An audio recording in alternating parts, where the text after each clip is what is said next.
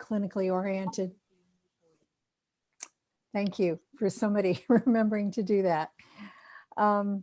So my inspiration was that as I was training in experimental and physiological psychology for my master's and PhD, I was kept being drawn to the biological basis of whatever we were studying, cognition, memory, learning, whatever. I always wanted to know the biochemical basis. And somehow that led me to doing a postdoc in neurophysiology. And so I was always oriented toward physiological aspects of health. Or as my husband likes to say, I'm not a real psychologist, okay? So that I leave to Julia. I'll turn it over to her to answer that because of her background is also very relevant. Right. I mean, I'm not sure we're quite answering the question of why you wrote the book, Bonnie. Oh, I thought the question was. I'll get to that. Did you not? Did I miss that? Oh, okay, sorry. Yeah. Yes, we'll get to that, Julia. First, I'd like to know a little bit about your background and what inspired you to pursue this field of study. Sure. Okay. Well, I can only blame Bonnie for the fact that I'm doing this research, because when I was doing my PhD at the University of Calgary back in the late 1990s, she at that stage was learning about families using nutrients to treat very serious mental health issues. And so as someone who trained in a very standard conventional psychology training program, I had been taught up until then that nutrition was completely irrelevant to brain health. And so to hear about these people doing so well with nutrients, it was, jarring for me in terms of my education and my background and what I've been taught. But at the same time, I have huge respect for Bonnie Kaplan. And if she says you need to pay attention, then you pay attention and you listen to the fact that what she was telling me and stories of people getting well. And at the end of the day, it doesn't matter what your allegiance is, whether or not it's to medicine, whether your allegiance is to psychology. The reason why any of us go into these fields, these health professions, is because we want to help people get better. We want to help them get to a better place. And so, I could have said, well, that's irrelevant to what I've learned. And I'm trained in cognitive behavior therapy and other therapies for psychological problems, and just completely ignored it. Or else kind of gone, well, you know what? I mean, it wasn't long after I'd finished my training, or even during my training, that I was pretty open to the sobering data, which is that not enough people are getting well. And so it's really important that we pursue new and novel ideas, although it's not a new and novel idea, but at the time it was to me, to see whether or not it has any validity. Because if it does have validity, well, then that's got to be a good thing for anybody and all of us. And if it doesn't have any validity, then that's also useful to know, and we can just ignore it and go back to the way we were thinking before. So that's how I kind of fell into it. It took me a while to start doing clinical trials, but I learned about that idea sort of towards the end of my PhD.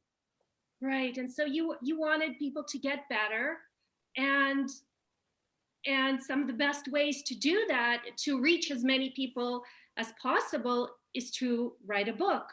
So I guess, Why did you decide to write the book now as opposed to 10 years ago? Why now?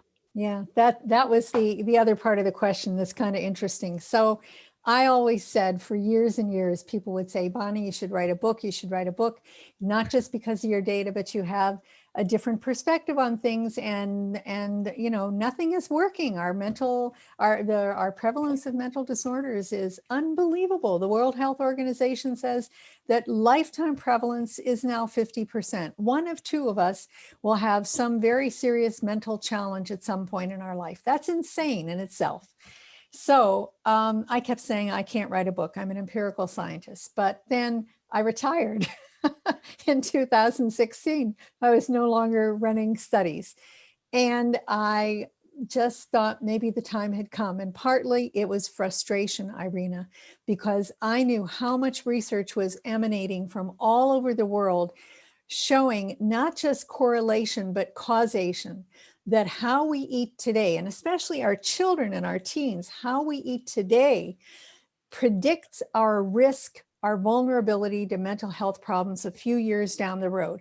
The media was not covering it. There's Julia doing the largest amount of clinical trials anywhere in the world on micronutrient treatment in pill form, and there is no interest from the media. They only, I mean, you know, Prozac gets on the cover of Time magazine, for heaven's sakes, but nutrition, it's just nutrition. People diminish it the same way that Julia and I did initially, because we were taught that nutrition is trivial and nothing could be further from the truth. So it was frustration about that that made me feel, okay, we've got to educate the public because we're not getting through to policymakers or most clinicians, and maybe the public and so we wrote it for the general public. Maybe the general public will get through when they read what we had to say. I don't know, does that cover it for you, Julia, or do you want to add? Why did we Well, I write mean, this I book? was just thinking when you were saying how people were ignoring my research, what is remarkable sort of to add to that story is that the research that we've been doing on nutrient formulas emanates from Canada. And so it was striking that when my first big clinical trial, robust. I mean, there you can debate about how robust they are, but it's the kind of trial that people pay attention to. It's randomized, it had placebo control, and it was published in a really fantastic journal, the British Journal of Psychiatry, which is one that's of great respect. And yet my memory of it was that the Canadian media didn't touch it, even though they were alerted to it. So, you know, here's this important discovery in Canada of identifying the importance of a broad spectrum of nutrients in alleviating mental health suffering, and it just wasn't even it just didn't get the level of attention you'd really think that it deserved. And yet, as Bonnie says, we celebrate when a medication is no better than another medication in the world of psychiatry, but when something has sort of a similar level of effect with a much better side effect profile, it's just ignored and scorned and not given the due respect that I hope one day it will get. Well, you write about that in the book, is that this topic was seen as so controversial in the medical community. And my question is twofold. Can you talk about why mental health providers, physicians, psychiatrists, why they're so quick to dismiss this scientific research, and they're so hostile? And you write about the hostility. I encountered the hostility myself when I was telling people that I'm preparing to do this interview. And they thought this was a bunch of quackery. What is it about something that is so simple and so natural that receives so much hostility? That's one question. And then I have another question that I'd like to. Shall I give that a go, Bonnie? Sure, you go ahead. Okay. I mean, I would personally like to just be incredibly kind to, and maybe this is misplaced, but it's the only way I can manage it, and is to just see that people particularly in the medical profession have been trained in a certain way of thinking. And so when you're trained to think about mental health issues as being predominantly caused by neurotransmitter deficiency, a chemical imbalance that can only be corrected by a drug, then when you encounter the research showing that a broad spectrum, no special molecule, whole bunch of nutrients that you can get out of your food, but can be given at a higher dose than you may be able to get out of your food, is going to completely be in opposition to the way they think about what causes mental health issues. And so that's we you know, as humans, we struggle with when there are new ideas. We like to stick with our old ways of thinking, and so I can only assume that is part of what is going on. You know, if we want to be a bit more cynical about it, then perhaps there's for some people it will be monetary gain in terms of the pharmaceutical industry, that it affects potentially where they're going. Does that influence some people? I don't know, but it's just some ways of thinking about the hostility without feeling that it's directed at me. That it's just human nature being very much challenged by this, the fact that you need nutrients, your brain needs nutrients to function optimally. I'll just add one word: education. And I'll say it again: education, education. We don't teach our children in school about how to eat for healthy brains. We don't teach them why. That's chapter 2 in our book, that what the nutrients do in their brain. We don't teach our physicians in medical school about nutrition and brain health. And that's why so many of them, as we mentioned in the book, have come to me over the years and said, Bonnie, those vitamins and minerals you study, they don't affect the brain, do they? Well, yes, but they weren't taught it. I don't blame them. It's our educational system. So the second part of my question is, has the publication of the Better Brain resulted in a change, in an acceptance in the medical community? Has there been any kind of a shift in that, as well as have you received any kind of feedback in how psychiatric patients are being treated? Have you received that kind of feedback from the mental health community? Well, I would say it's a little soon. Wouldn't you agree, Julia? I mean, yeah, I think it's only been out a few weeks, May and June, basically 2 months. But I think in general, there is a shift, and we have more and more integrative physicians who are tired of turning to medication first, and that's both for physical health and mental health. And they're receiving higher education, going to fellowship programs, learning about everything from meditation and deep breathing to nutrition. So I think it's getting better. I see an improvement in openness in the last 5 years even. Do you, Julia, in New Zealand? No, I think there's definitely an openness. Something else that I did sort of in conjunction with the book was a mass open online access, open and online access course, which is a MOOC through the edX platform. And it's something that you can go on there, and you can either do it for free for 6 weeks, or you can pay $150 US to get a certificate. And so that's been running since March. And the uptake has been massive. 16,000 people, I think, at this point have signed up for this MOOC, and it's very much the same content as the book, but in video form. And but what has been really, really exciting is that there are many, many mental health professionals who are taking it. So there are psychiatrists on there, there are physicians, there are also psychologists and integrative medicine, and so it's attracting a wide range of people. And the number of times I've read it, I've looked at the comments, and people who are walked into it quite skeptical have kind of written things like, goodness, I didn't realize there was so much data to support this idea. Wow, this has kind of really opened up my mind. So the more that's going to happen, the more they talk about it, hopefully, the more there's going to be a point where it can no longer be ignored. And that's our hope, is that we're going to get there to the tipping point of where it's just something obvious, and then I can do something else with the rest of my career. So maybe we could ask Sarah to enter into the chat line if you I'm so glad you brought up the MOOC, okay, because it's really it is helping a lot of people. Sure. So if you put I can put that in. Okay. I can put the link in. I just usually tell people the easiest thing to do is to go to edX.org and search for Rucklidge, because Rucklidge is an unusual name. So, but you got to spell it right. So yeah, it's really worth it's free unless you want the certificate, and it's really worth your time, and it's entertaining. Yeah, it is entertaining. It was a lot of fun. It was done for the public, and it was done in New Zealand, where we could actually do videoing. And you mean in the same room together? Yeah, in the same room together. And it is about to start in mid-August, the next round of it. So there we go. But the book gives you more information. Absolutely. We encourage you to look at that too.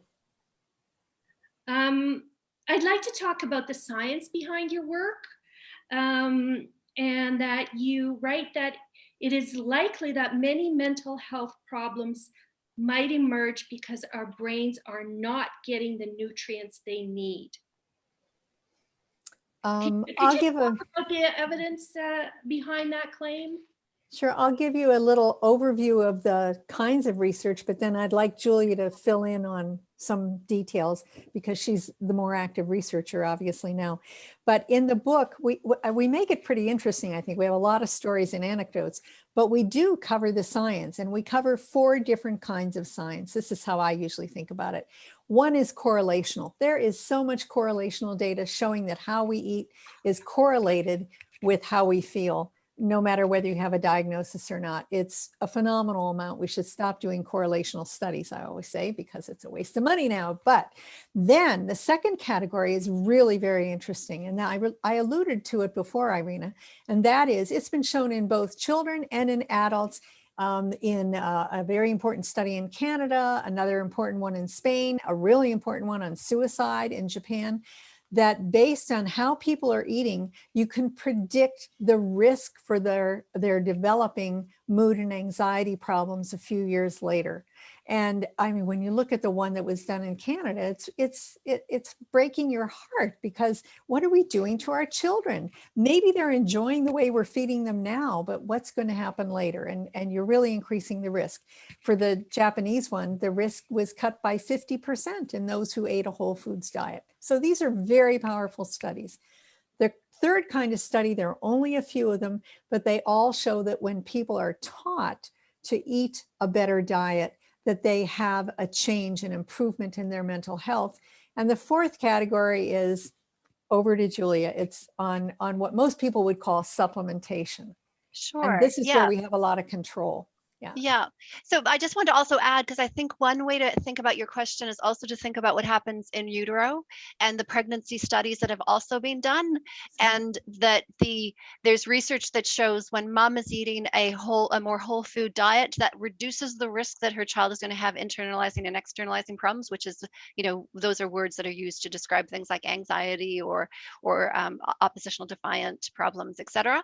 And the more that she eats a Western style diet, which is high in sugar and high in those in takeaways and lower in fruit and vegetables, then the greater the risk that her children will have to develop these internalizing and externalizing problems. So just want to add that in, because that's really saying it's right from the get-go, from the beginning, about how important it is that we get our nutrition right during pregnancy. And some people would even argue pre-pregnancy, but it becomes even harder. But we can certainly control what happens with moms and how much information they're given during pregnancy. For me, it's been many, many years now since I was pregnant, but I can remember, and hopefully things have changed, but all I ever felt was that there were just so many things I couldn't eat.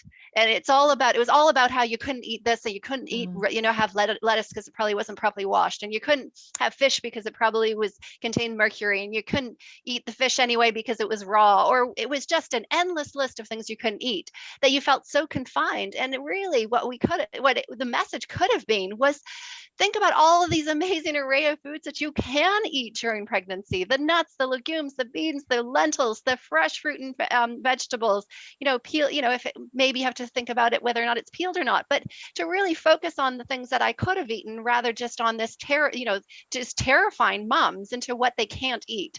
And that seems to, just perpetuate that it's constant in a lot of the food messages that we get.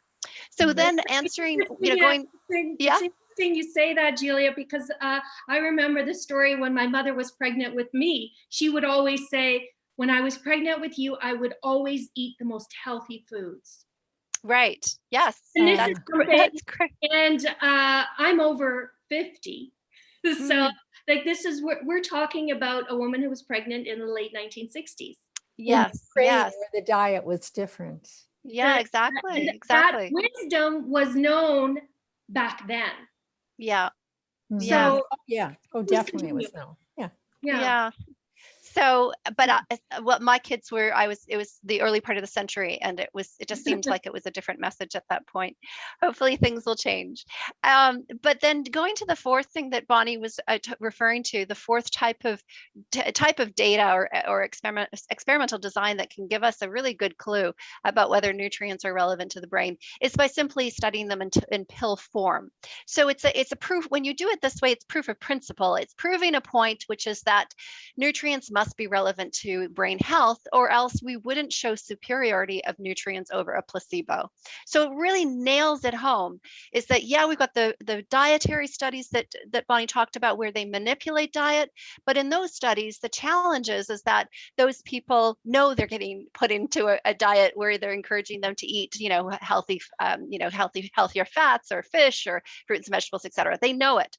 Whereas when you do a properly conducted randomized controlled trial, nobody knows what they're getting. They're just randomized to a condition, either the active or placebo, and then the clinicians don't know what they've been put on, and then we monitor them over time, and then we assess whether or not there's change in the symptoms that we're targeting. And for the clinical trials that I've published, the symptoms that we've targeted have been associated with ADHD.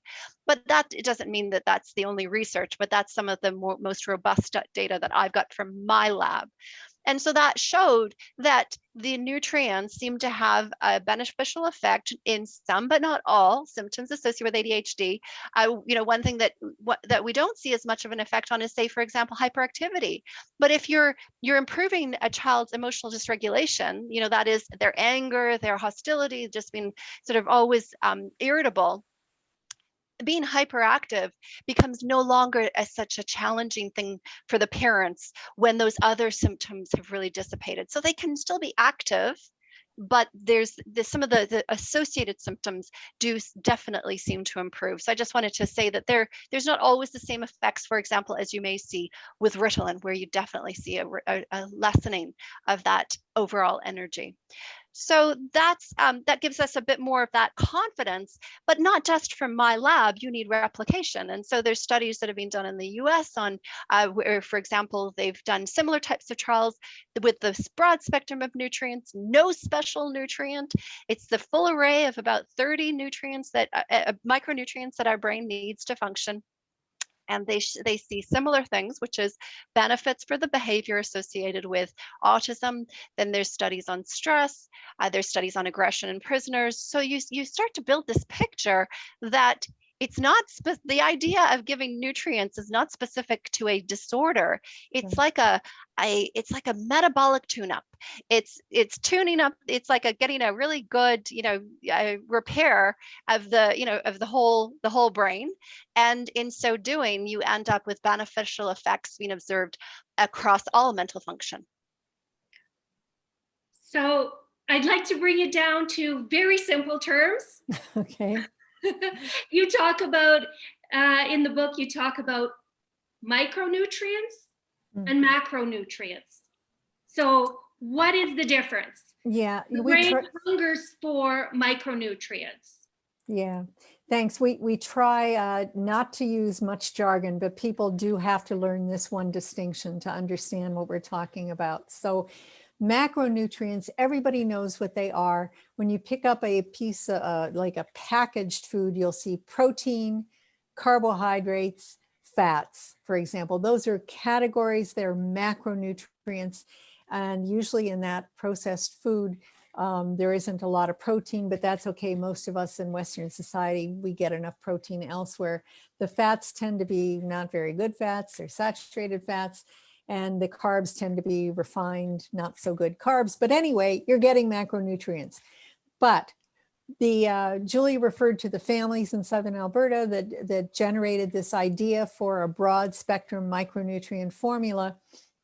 And their idea was to give the brain all of the minerals and vitamins that we need. So we use the term micronutrient to refer to minerals and vitamins. And occasionally we include omega-3 fatty acids, the essential fatty acids. The term micronutrient, if there's anybody in this audience who has an agricultural background, that might confuse you because farmers use the term micronutrient a little differently. They tend to use micro to mean not just the things we get small amounts of, but the things that plants get small amounts of. So they would never call calcium, for example, or magnesium a micronutrient because our soil needs lots of that. Our plants need a lot of it, but they're still the smaller category. So we use the term micronutrient. If you're not in a food producer, you can just ignore this, but we use the term micronutrient to refer to the roughly 15 vitamins and 15 minerals. And before I turn it over to see if Julie wants to add, may I just tell people where these come from because I'm always blown away that people don't know. But it all comes down to the soil. And Irena, people don't realize this is a huge problem right now, that our soil is lacking in minerals. And there are reasons why, but we're not going to go into detail here. But we do have a half a chapter on not just the human microbiome, but the microbiome of the soil that some people might find interesting. But the soil should have approximately 15 minerals, and plants absorb approximately 15 minerals. And then plants do something that we cannot do. They take those minerals and they manufacture vitamins. And you and I cannot synthesize our own vitamins. There are some bugs in our gut, in our microbiome, that can synthesize tiny amounts of some B vitamins, but it's trivial. So, and it's not us. It's the bacteria, interestingly. Okay, so humans are really rather pathetic in this way. All that we vitamin can D. do. Oh, and vitamin D, sorry. We're so at the mercy of all of these, All of our nature. outside environment, or the environment that is inside of us. Right, and as Julia pointed out, the hormone really, which is what vitamin D is the only one that our skin manufactures, of course, when exposed to sun. So thank you, Julia. Anyway, we come along, we eat the plants, or we eat the animals that eat the plants, and that's how we get the broad spectrum of roughly 15 vitamins and 15 minerals. But if the plants don't have enough, and we present this idea extensively in the book, or if we have inherited a predisposition to need an unusual amount of any of those micronutrients to work in our brain metabolism that we teach about, then it's not enough. And those people can be eating a wonderful diet, and still, because of this inherited predisposition, they will need additional micronutrients in pill form. Did you want to add any? No. All right. I need to clarify something in my mind. So we need micronutrients, and the Western diet is full of macronutrients, like protein and carbohydrates. I'm always reading labels, and if I see high protein, I think, oh, this is good. Well, if you need protein, it is. So does the body not need macronutrients as well, like proteins and carbohydrates? Isn't that a good thing? Okay. Of course it is. But most of that packaged food is not a very good kind of carbohydrate. It's refined carbs, right? Okay. And not a very good kind of fat. You're not usually getting olive oil in those packaged foods. And to quote my friend Julia, sometimes you'd be better off eating the package that the food come in. I think getting no, but I mean, like, okay, I'm eating yogurt. Yes. Greek yogurt, and I'm looking at the protein content. Yes, that's good. That's a good thing. Yeah, but where are the minerals and vitamins? So if I can just jump in here. Yeah. I mean, there's absolutely nothing wrong with making sure that obviously we need the macronutrients, and so that's not what we're trying to say, that you shouldn't eat those. But what we are highlighting, and I've been able to highlight this actually again through the MOOC, because I've been asking people to look at food packages, and when people look at most food packages, not all, but most of them around the world, pretty much the nutritional information that's on that food package and is telling you about the macronutrients, but it says nothing about the micronutrient content. And so if they were forced to say how much of each of those 30 essential micronutrients was contained within that packet, you would see a whole bunch of zeros, that there isn't in it. So you almost wonder whether or not this has been those nutritional information that are for, I think some of them are mandated by law that you have to give certain information on a food package. The fact that the concentration and focus is on the macronutrients means that the people who make these ultra processed foods have no incentive whatsoever to make sure that there's micronutrient content in there. And so without that micronutrient content coming in from those ultra processed foods, your brain is essentially starving, because it's not getting the nutrients that it needs in order to make the neurotransmitters or make hormones or enzymes and all the things that it needs to do. So that's the challenge that we currently face with the massive increase in the ultra processed food industry, is that it's gotten us all thinking about fat. It's low in fat, it must be good for me, or it's low in sugar, it must be good for me. But the food messages are typically about what's not in the food: low in fat, low in sugar, low in saturates, low in sodium. But you shouldn't, as Bonnie says, is that you shouldn't be determining to eat a product based on what's not in it. You need to know what is in it in terms of its, particularly what we're emphasizing is the micronutrient content. And that's why a box would get in New Zealand, we have a star rating system. It would get a 4-star out of 5 stars because it's low in all of these things that are emphasized in our packaging. Does that help with the sort of that? Yeah, that helps a lot. So another thing that I see, I'm a huge package reader. Okay. I read all packages, and if it's something that is not plain English, I try not to eat it. That's a good place to start. Yeah, definitely. So you're talking about the E numbers on there. I don't know. Like I'm not very scientifically minded. I just need it simple. If it's plain English, then it's an ingredient I understand, so I'll put it in my body. If it's something that sounds like it belongs in the chemistry lab, then I won't eat it.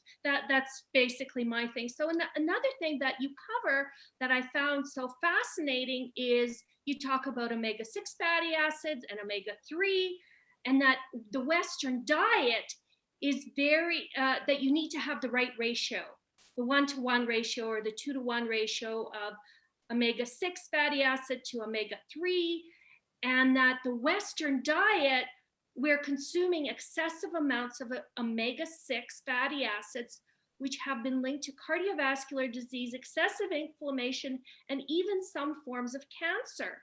Right. That is scary stuff. So what should we be doing? Put down the package. Okay, so what am I not supposed to? The label. Don't.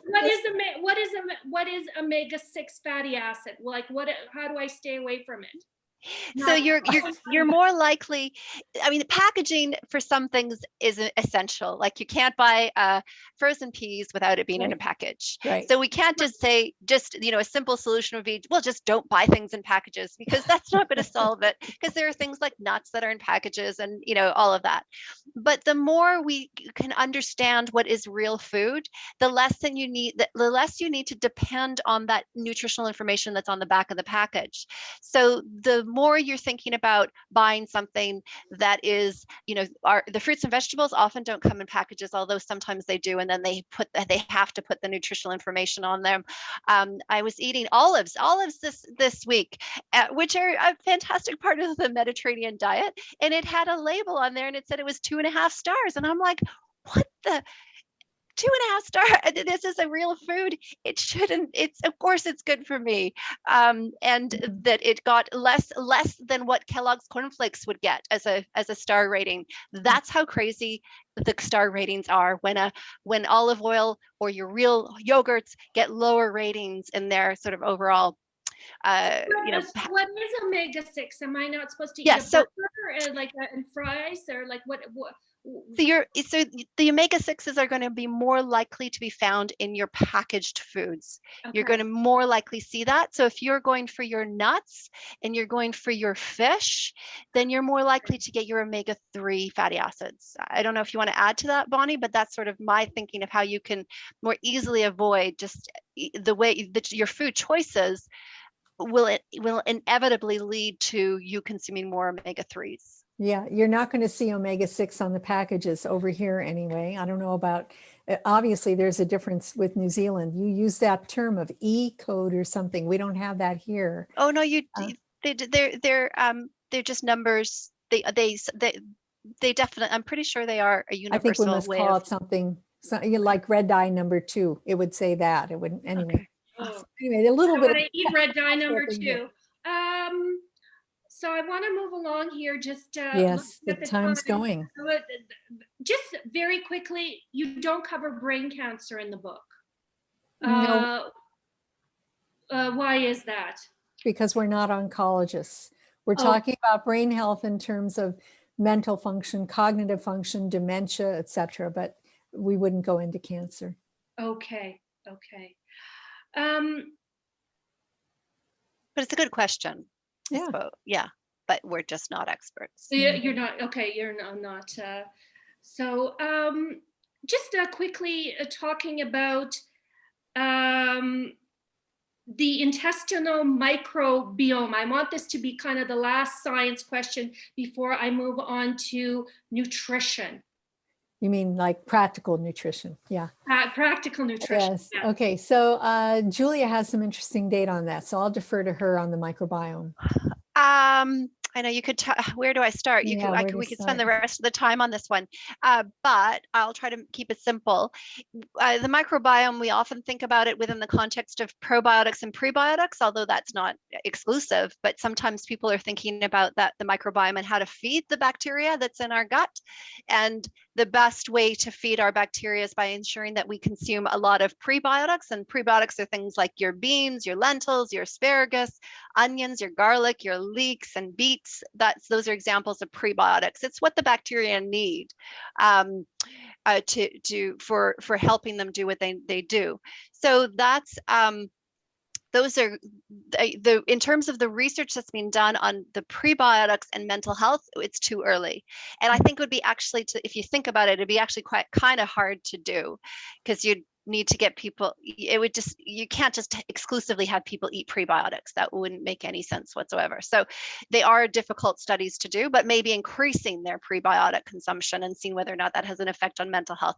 So at this stage, we don't have a lot that we can go on, and it doesn't mean that they're not important. We know they're important for good gut health, but whether or not that's going to put you in a better mood at this stage, we don't have a lot of data to go on. Then there's the probiotics. So that would be things like your yogurt, your kimchi, your kombucha, some of these things, these drinks that are getting quite popular out there, your sauerkraut, etc. So those, again, can't say that eating more of those is going to necessarily have an effect on your mental health. We know it's good for your microbiome, but the data aren't there. But another way that you can consume probiotics, and everybody will have seen them, you can buy them in sort of in a pill form or powder form from your either your supermarket or your drugstore. And so the research on that, there's been a massive amount of research on these probiotics, and they're basically getting people to take in and consume bacterial strains that we deem as being good for us. So that's why the probiotic comes from. And then there's a term that's called, they even call them psychobiotics, which means that they have good beneficial effects for your mental health. And sort of kind of a cute term that was coined by some very famous neuroscientists, Ted Deenan and John Cryan at Cork in Ireland. So that was the term they used. But what people were then doing was just taking a couple, maybe one strain or maybe two strains, and seeing whether or not that had an effect on mental health. And when we look at the vast amount of research on this topic, what you unfortunately uncover is that different researchers and scientists use different strains. And so it's hard to kind of figure out, well, what's the best strain that I should use or I should consume? And I almost wonder, we're not there yet, but is it possible that it's not about the one strain? It's about having a diverse bacteria in your microbiome, and there is research that's suggesting that is probably good for your mental health, is having a great wide variety of bacteria. And so I think there needs to be more research to be done, but certainly there are some of these strains that have kind of seem to have gotten ahead of some of the others, and so there is some research that's suggesting they may be beneficial for mental health. That I really enjoyed it. Was that what you wanted?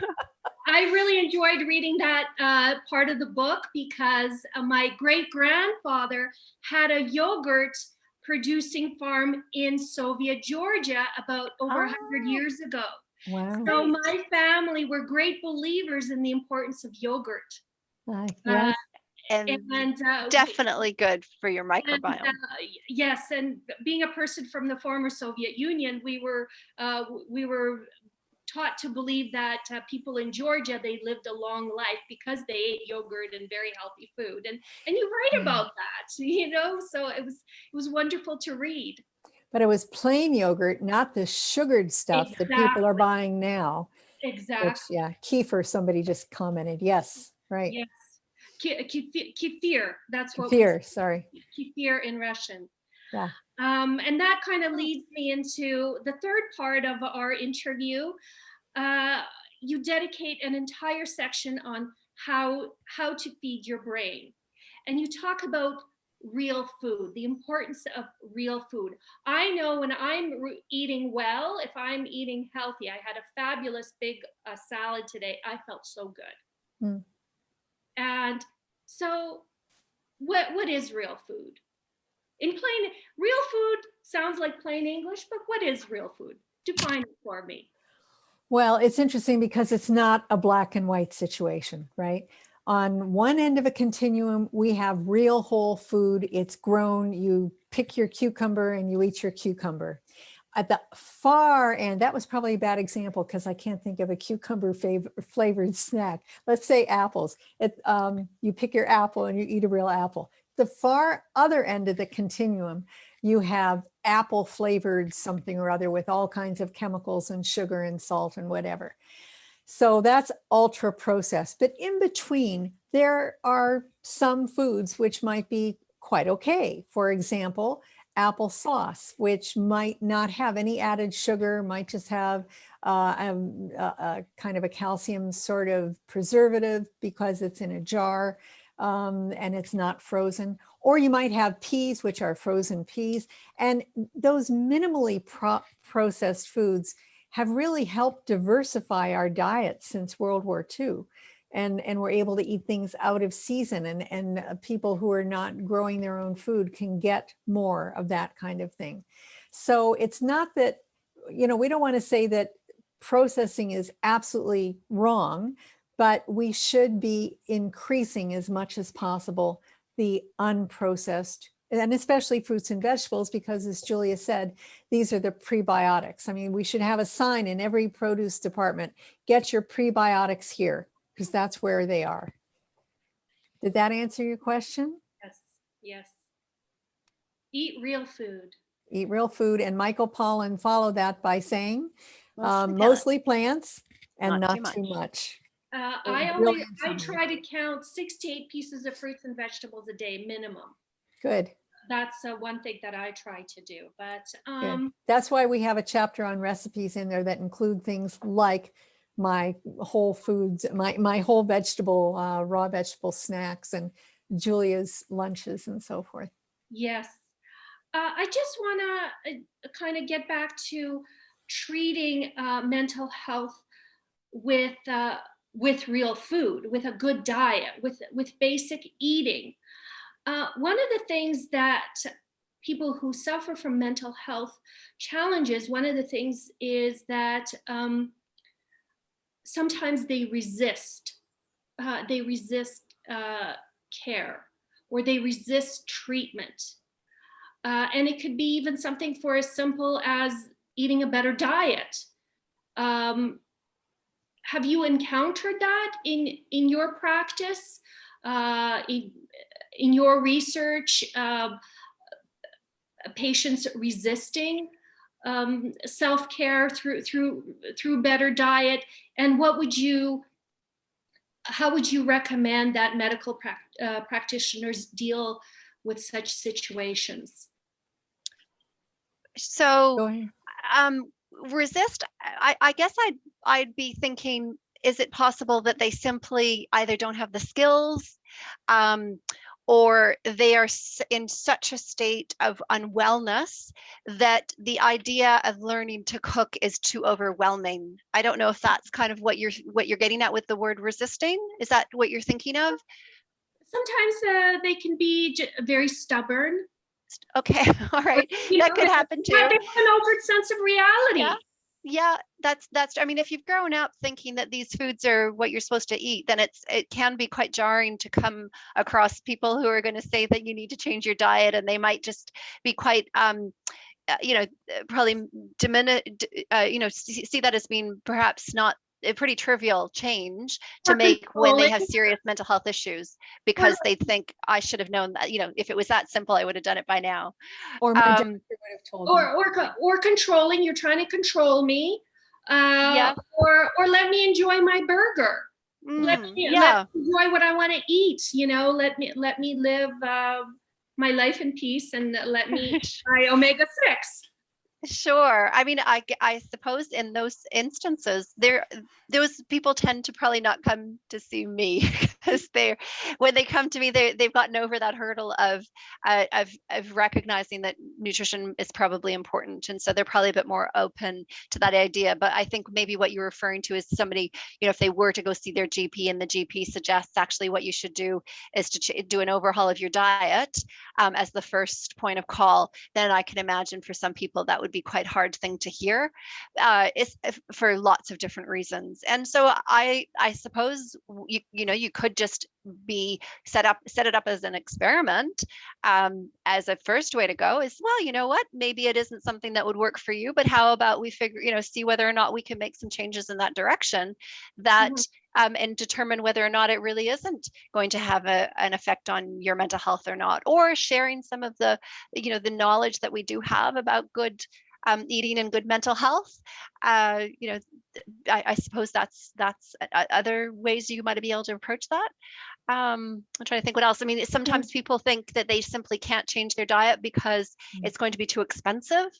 And so that comes up oftentimes, is that there's no point because it's so expensive to do that. And I've seen so many posts, over the last, actually only just over the last few weeks, where people have compared a home cooked meal with lots of fruit and vegetables and maybe some mince and some potatoes, and then compared the cost of that to the cost of going out and getting a takeaway, and recognizing that actually the cost is exactly the same, but we know that the home cooked meal is going to be far more nourishing for our brain than that takeaway. So just sort of starting to maybe even just collect those data of how much am I really spending on the takeaway foods, and so that we can start to challenge that. Because if we can eat expensive, of course you can. If you wanted to go and eat at fancy restaurants every night, or you wanted to, as Bonnie says, eat lobster every night, or you wanted to have steak, then that may start to increase the cost of your grocery bill. But if you're looking at eating fruits and vegetables in season, then doing sometimes buying the frozen peas because they're cheap but they're just as nourishing, doing a variety of different things, then you may find that it's cheaper than you realize. And so I like to kind of push back on this idea that it's too expensive and therefore why even bother. I think we need to resist that, because we do need to bother. Right, and you write about that in the book. I was a little bit not entirely clear when I was reading, because you're really advocating for a Mediterranean style diet as being the healthiest. And I was thinking, okay, the Mediterranean, it's a big place. Is it Tunisian? Is it Greek? Is it Israeli? Is it Southern French? Is it Italian? What is a Mediterranean style diet? And because it's so different in all those countries. Yeah. So what should I be eating? So let me answer that a couple ways, Irena. First of all, we use the term Mediterranean style a lot because it is just generally a whole foods, real foods, or as Andy Weil calls it, true food diet. But depending on the country, it's going to vary. But the reason we emphasize that a lot, in spite of the fact that we know that a lot of people will benefit from a broad spectrum micronutrient formula, such as the ones developed in Alberta, in spite of the fact that we know that, we are diet first people, because there's no point in continuing to eat your highly processed, ultra processed stuff and then taking micronutrients on top of it, with one exception, and help me remember, and I'll come back to that. The point is that if you tell people instead to start out with a highly restrictive diet, and this is kind of what Julia was talking about what you shouldn't eat, right? Don't eat this, don't eat that. Eat a ketogenic diet. You can't have this, you can't have that.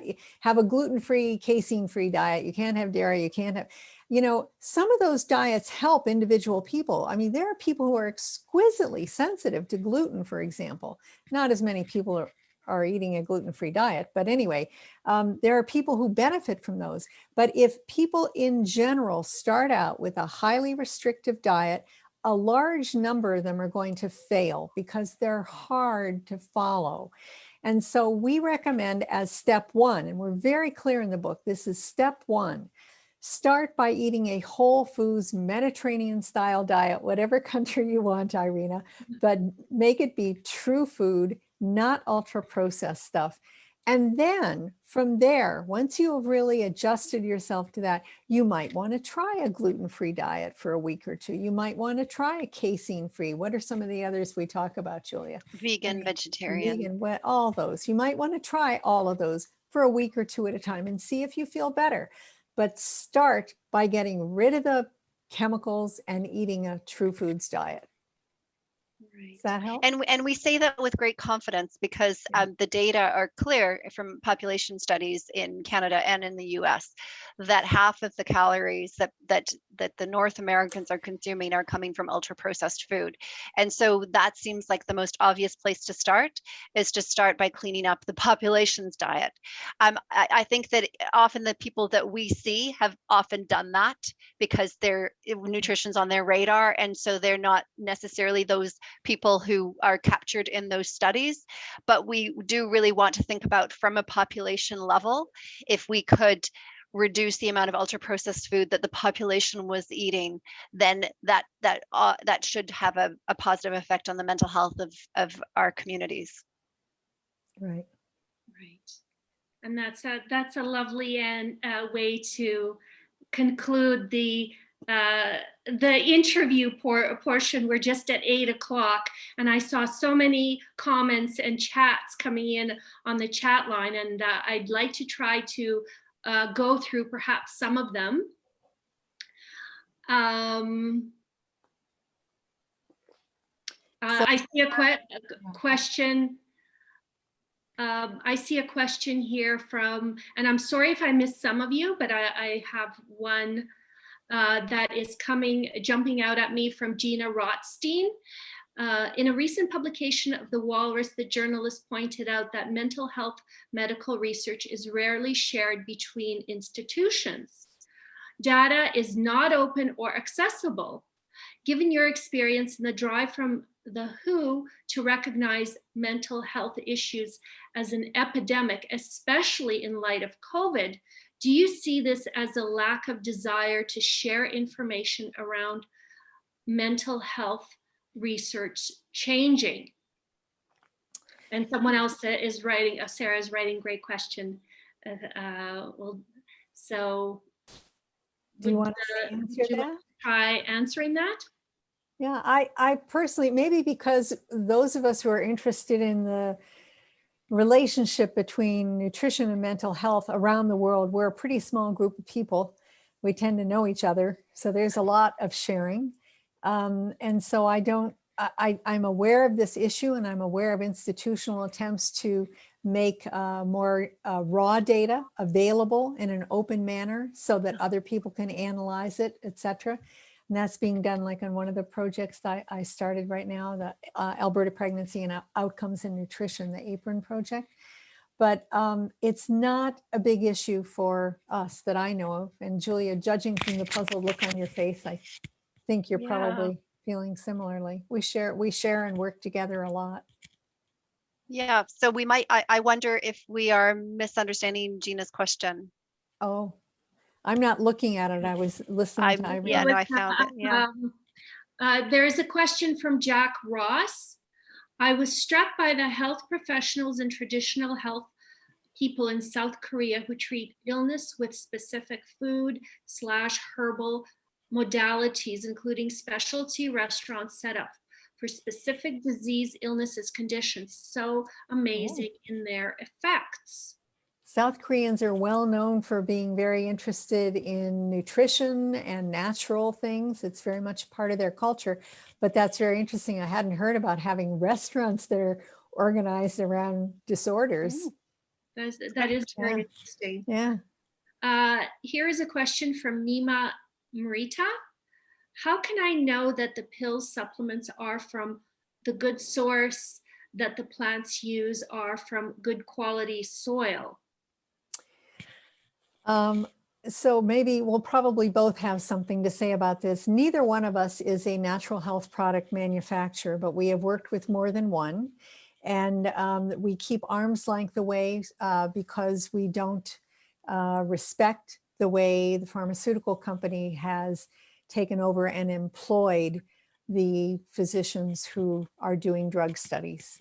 We don't want that to happen in the micronutrient research world. And so neither one of us has anything to do with sourcing micronutrients, et cetera. So what we rely on is, replication of results from companies that have products which have been reviewed and approved for safety and stability and purity, but I don't think they necessarily look at things like how it's grown. And a lot of the vitamins and minerals that are in the formulas that we've studied are in fact synthetically developed, not pulled, not extracted from plants. Did you want to add to that, Julia? Only that when people hear the term synthetic, they think that that's bad, but that's not necessarily bad at all. Sometimes that's the only way to do it. But yeah, I don't know about the plant sources of whether they're organic or whatever, but it sounds, yeah. It's actually one of the problems with studying botanicals. And I get asked about botanicals all the time. What about St. John's wort? What about, I don't know, ginger grown from this part of the world or that part of the world? And unfortunately, if you're studying botanicals, all of the herbs and spices and so forth, you don't have control over the ingredients. Whereas the manufacturers that are using the vitamins and minerals to make their formulas that we have studied do have control. So we know that if they say there's X milligrams of something, that it really is there. Whereas in a plant, you've got a lot of chemicals together, not necessarily ones that are even active. I don't know if that helps. Lindsay McGregor makes a very good point. I recall you writing in the book that that hospitals need to teach cooking. Oh. And just basic good cooking. And Lindsay writes that one hospital in Calgary has a collective kitchen for mental health outpatients. So it is happening, and that is a very good thing. Yeah, which hospital? I've learned it's at the South Health campus. They have a collective kitchen. Okay. I didn't know about this, but it's probably going to start in the spring. But I just had no idea. But it's apparently a very lovely service, and people are very well treated in it. So. Excellent. I've made a pitch to a couple of mental health clinics, which I will not name, to introduce education about what micronutrients do in your brain to every single new referral for mental health. And then also to try to get people together for cooking lessons. But I have not gotten very far yet. So that's why I'm not naming them. This year, with the MOOC that came out, and there was a need to create a nutrition module for our outpatients in our mental health clinic. And so anyway, I was able to use a lot of the videos of Julia from the MOOC. And what it's done is it's been able to increase the conversation and make it a little bit more intelligent. And then Julia's providing all that, hard science information. And she's like a little celebrity guest, like Bill Nye the Science Guy or something like that in our group. And then I have a more practical conversation of like, hey, what does this mean for you? Like, have you considered, if the science says that you can improve your mental health with eating, have you considered what that might mean to you? So, and they get to tell me how they feel about it. And I think that it's really, really great. Oh, delighted to hear that story. That's great that the MOOC has been used that way. Thrilled. And I just want to say, Lindsay is a registered dietitian. And as I often point out, dietitians are my heroes because you have the hardest job in the world, which is to change how people eat. And all these people who are writing, I call these books about nutrition and health, they're often the shake your finger books because they're saying, you should eat this, you should eat that. And they're not educating as to why. And I think registered dietitians know you've got to teach the why. You've got to explain what the nutrients do if you're going to get people to change their behavior. So kudos to you, Lindsay. Aren't you at Rocky View though? I was looking into collective kitchens and stuff, and I just learned that about the South Health campus. Oh, okay. Other questions? I am just going through the questions and comments. There is some preliminary, this is one from Susan Beal. I'm just reading it as I see it. There is some preliminary research happening now to look at the total nutrient content of some foods, particularly grains and legumes, and relate this into the agronomic practices. This is exciting and ongoing and will ultimately result in more transparency about the actual nutrition contained within certain plants that are grown in certain ways. You talk about that in the book, The Better Brain. That's a big problem. I guess I wrote that section, Julia, so I'll just comment first. That the agricultural people in Canada and actually in other countries too have been quite taken with our work and our attempts to teach people about micronutrients. And I've been a guest lecturer many times now in various places. And I saw Harvey Dan was in the group. Oh, is Harvey on the line? Okay, I good. thought so. Maybe he's gone Okay. now. I don't know, but it's hard to scroll through the whole thing, but I did see he was there. I would like to say that, give him a shout out. Harvey Dan, who is in Winnipeg, has taught me, I think, almost everything that I know and is not responsible for what I don't know about agriculture and practices and how the problems of the soil, etc. He is the one who gave me the assay results from 40 samples across Western Canada, which is that in the final version of the book, Julie? I think it is. I think so. If we seem occasionally that we don't know what's in our own book, Irena, just before it was published, we were told we had to cut 10 to 15,000 words. And I sometimes forget what ended up on the cutting room floor, but I think it is in the final version that we showed that it was just shocking. This random sample of soil assays across Western Canada had inadequate amounts of virtually every mineral that we looked at. There was only magnesium maybe was fairly okay. And now I lost where I started out. So Harvey, about 4 years ago, started holding an annual conference on nutrient density because the people who grow the crops, God bless them, it's a hard life and we need them to keep doing what they're doing, but they measure their success in terms of quantity. They do not look at enough at the minerals in the soil, and they rarely look at the nutrient density of the food they produce, which then goes into our stomachs. And there is good reason to believe that the nutrient density has been going down, down, down. And Harvey is still working on that in a very large project that's going on between the US and Canada. So I think I told you more than you wanted to know about crops, didn't I, Irena? No, I found it to be an interesting topic in the book. Someone had a very interesting question. Sebastian Badara is asking about how much meat should we be eating per day? Well, yeah, and I'm just trying to find what we actually said in the book. Go ahead, Bonnie.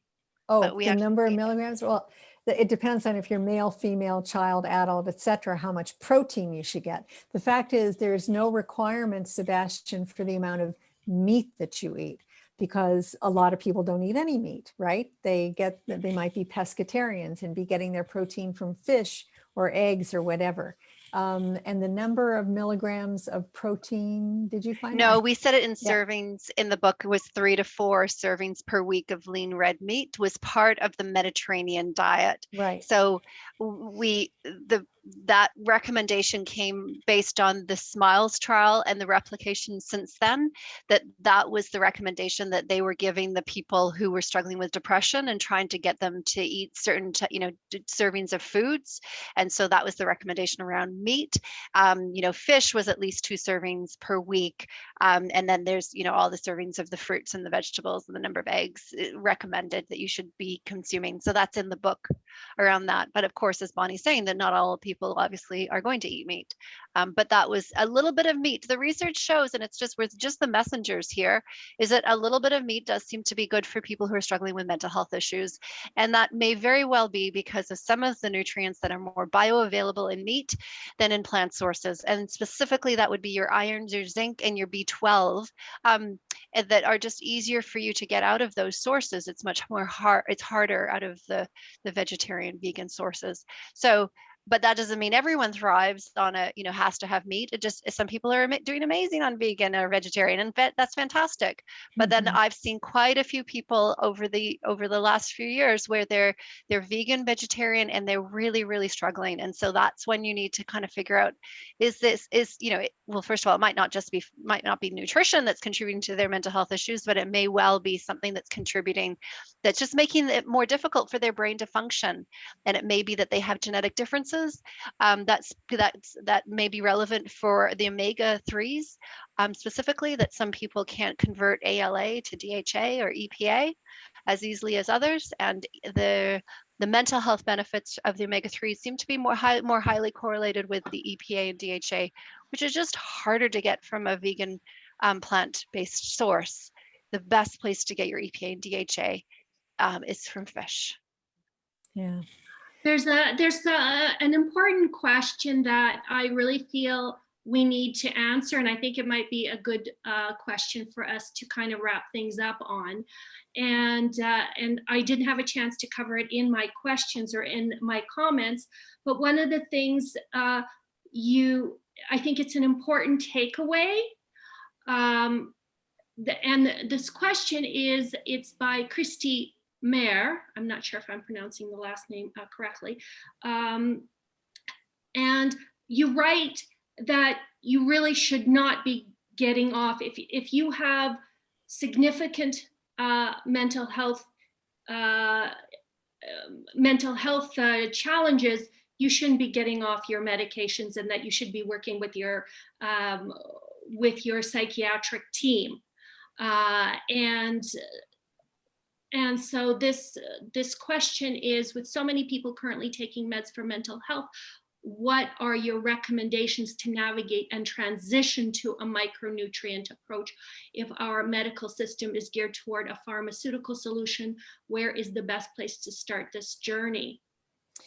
That's a great question, Christine. I like the way you worded it. I just found it on the chat line. It's for those of you who don't realize, it's impossible for Julie and I to read the chat questions while we're talking. So I'm trying to catch up. At any rate, you talk about transition. I mean, the number one thing to know is that if you improve your diet, you might start feeling better enough that you can decrease your medication. You should also ask yourself, Julie and I are not anti-medication. That would be stupid. I mean, it would be like physicians being anti-nutrition, right? But anyway, we're more educated than that. We know that some people benefit from medication. It would be silly to be anti-medication. But in our vision for the future, chapter 12 in the book, we talk about the stages to go through. And I think that you would find what you want in there, but I'll summarize it a little bit here. And that is, first of all, ask yourself if the medications you're taking are making you feel better. I can't believe, well, it just happened again the other day, talking to a friend who said, I didn't know he was taking medications. I said, oh, what are you taking? He told me the 2 medications. I said, are they helping? And I got the classic answer, well, I really don't think so, but I'm afraid to stop them. And I'm afraid to go through withdrawal stopping them, because as we know now, a lot of them are highly addictive. So I respect that, but you can improve the way you feel by improving your diet. And as you feel better, you will be able to decrease some medications if you want to do that. Now, as for doing that, you can also do it, of course, with micronutrients in pill form, supplementary micronutrients. If you turn to your psychiatric team, I agree in philosophy, that's who we should turn to, our mental health team. But you will, unfortunately, certainly in Alberta, still find I would say over 90% of the time, from what I hear, that team saying, oh, no, don't take vitamins and minerals. They don't do any good. And you need to just stick with your medication. And then you have to educate yourself and decide what you want to do. And maybe you want to do what they say, or maybe you don't. Maybe you want to do a combination or whatever. Hmm. Do you want to add Yeah. to that, Julia, as But a clinician? But you Yeah. are quite clear in the book, Bonnie, about not going off meds. No one should just stop your meds. No, No, I think that has to be made clear. Yeah, it's very clear is that doing Very that could be very detrimental to your health. Very detrimental to your health and well-being and safety. So this is something that can improve mental health. Good nutrition can improve. I think that this is the point. But overall, if you're going to go down this route, then it's worth reading the chapter that in the book about the the interactions between nutrients and medications, the nutrients in pill form, because it can mean that it will not be a successful journey if you don't change your medication dose as you increase the nutrients. So that is an important caveat to talk about. And we do discuss that in the book about those challenges, and they can be a challenge. And we want people to be fully informed before they think about the nutrients, that they understand the complexity of it, and to get very well educated in that process. Right. It's yeah.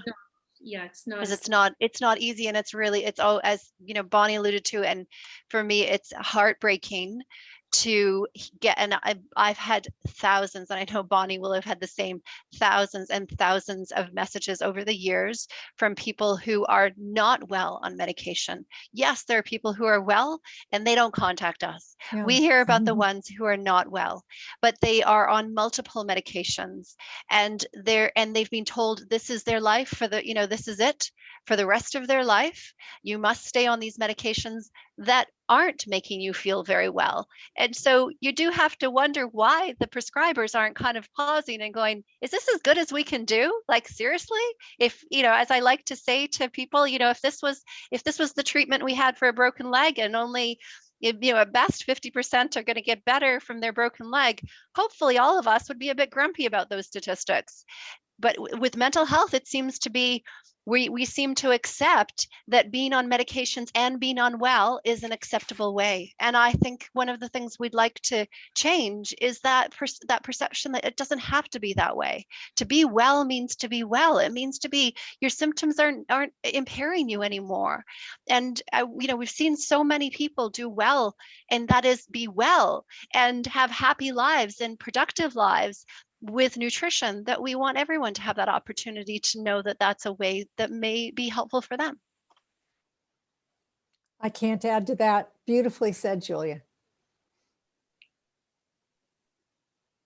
Okay. So I think with that, we're running out of time.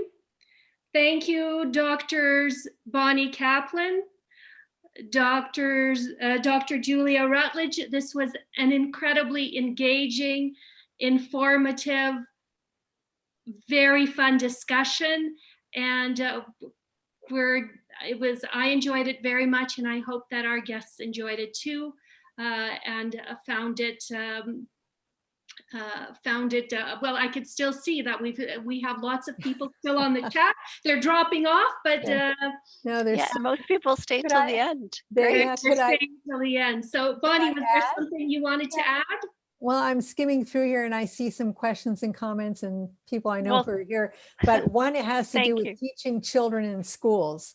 And NSTEP, and Darlene Schindel, are you still online, Darlene? I am. Oh, good, Darlene. So do you want to say a word about that? You saw that Janina asked a question. Can't we be teaching children in schools about it? Do you want to quickly tell them about NSTEP?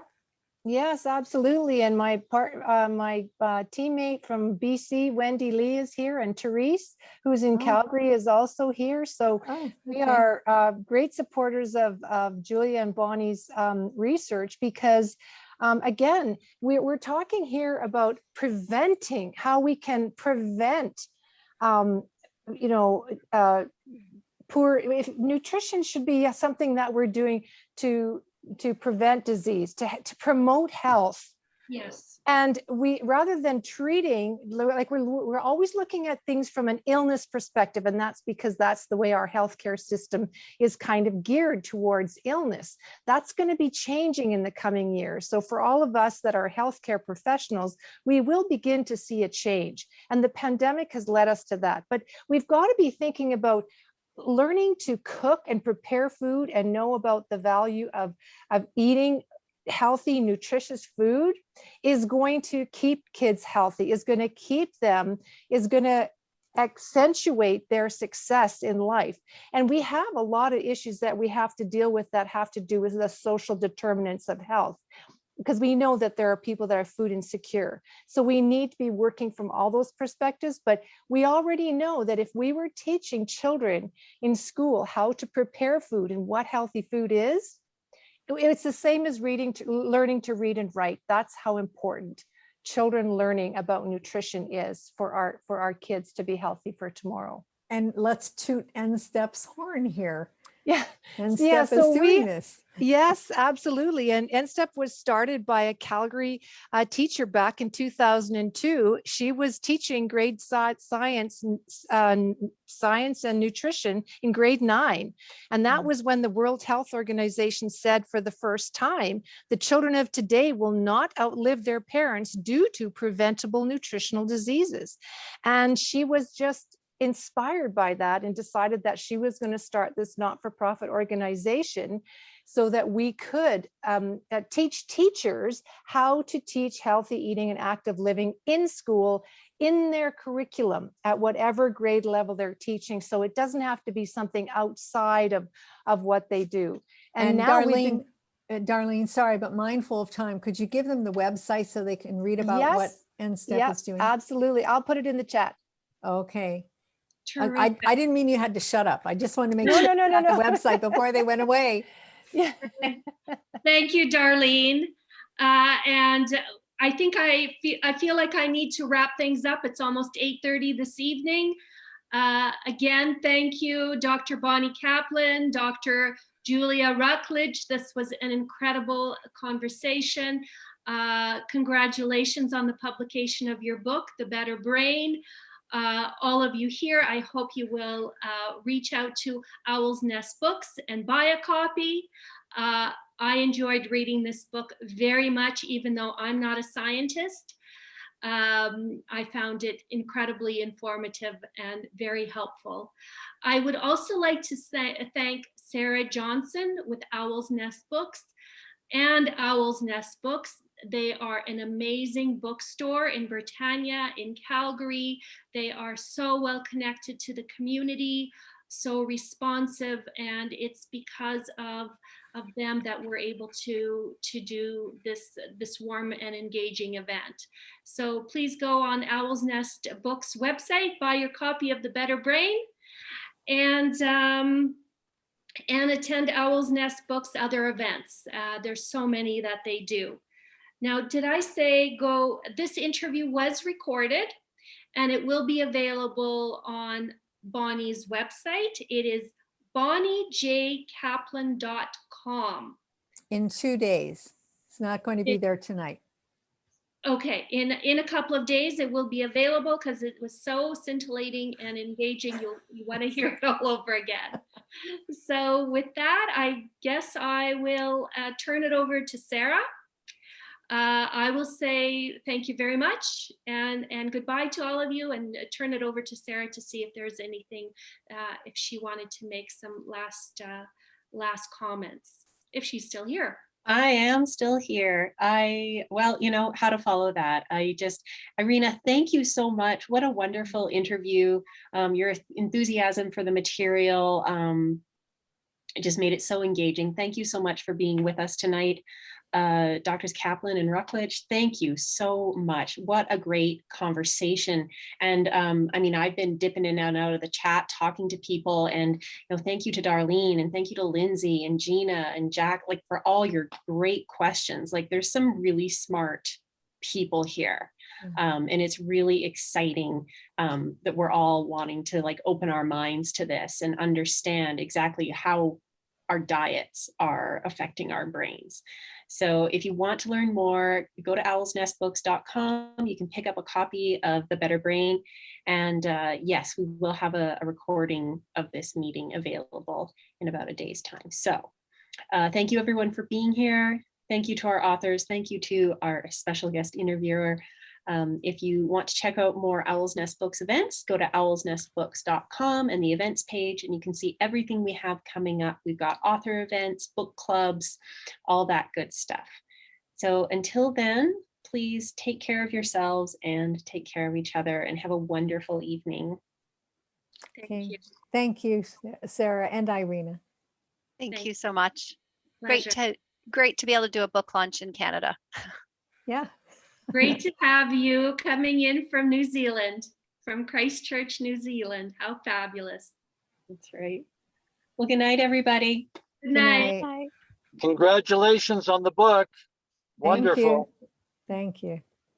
Be sure to write an Amazon review. That's what we should Oh, have good told point. people. It's very important. It opens doors you wouldn't believe for anyone who's Okay. still listening. We'll do that. Take care. Okay. Take care. Bye-bye. Good night. Good night.